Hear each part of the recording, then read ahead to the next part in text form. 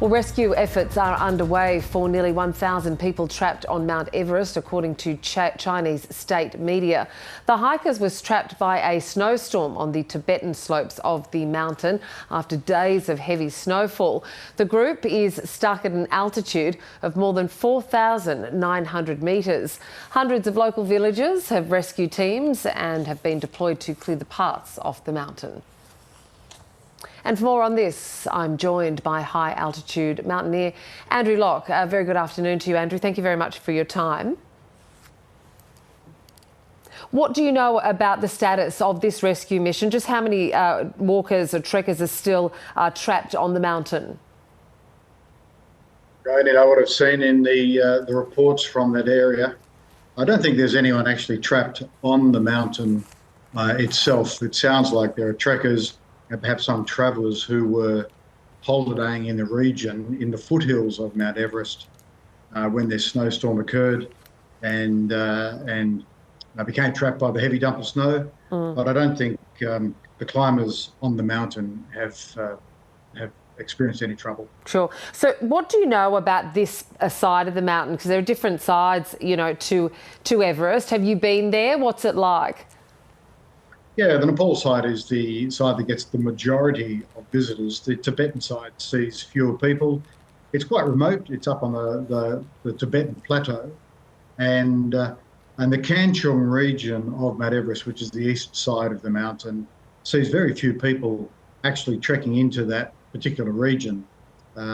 However, it's certainly exposed to the full force of the weather when it comes in, as it has done in this occasion. And yeah, it's not difficult to imagine that the tracks and the roads could have been buried by a big dump of snow and made it difficult for people to exit that area. How unusual is this sort of weather for this type of year? We know that October is usually peak season. It's when the skies are meant to be clear, and it's the end of the Indian monsoon. Yeah, the monsoon should have ended by now, but that mostly affects the southern slopes of the Himalayan range. Doesn't normally cross over into the north side of Everest. So this is just a one-off storm, a one-off event, I should imagine. But of course, the snow has to get onto the mountain in one way or another, and it needs storms for that. So it's not completely uncommon, but at this time of year, one would expect the majority of storms to have eased.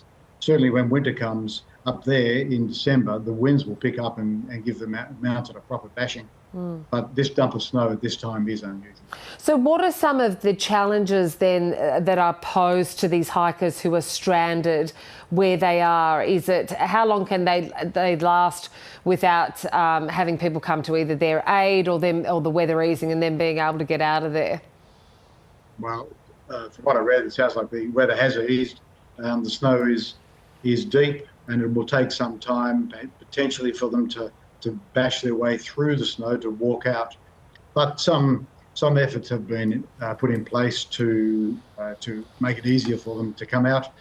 Look, if they're trekking and camping there, they should have their tents and their food and their camping equipment, and they may not get to do the entire trek that they're hoping to, but they should be able to take care of themselves for a few days. Travellers on roads that were blocked, yeah, they might be stuck for a little while. The biggest threat in these situations is either exposure, where they might have become wet and cold and caught out away from potential shelter, and just there could be some avalanche risk if they are trekking in the vicinity of some steeper hills that could accumulate a good amount of snow. Then they just need to be aware of the avalanche risk.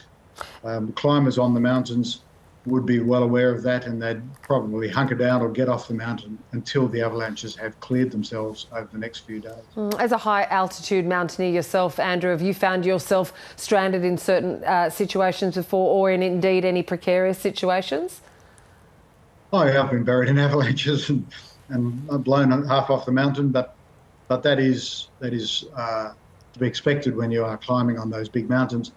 It is not uncommon for weather events to occur across the Himalayas. It's just that it's a little bit late in the season for this one, but you know, most people journeying to that area would expect the unexpected and prepare for it and have the appropriate clothing and shelter and food to enable them to sit out an extended weather event, and so hopefully most of these people have. But yes, I've had my incidents over the years on those big mountains.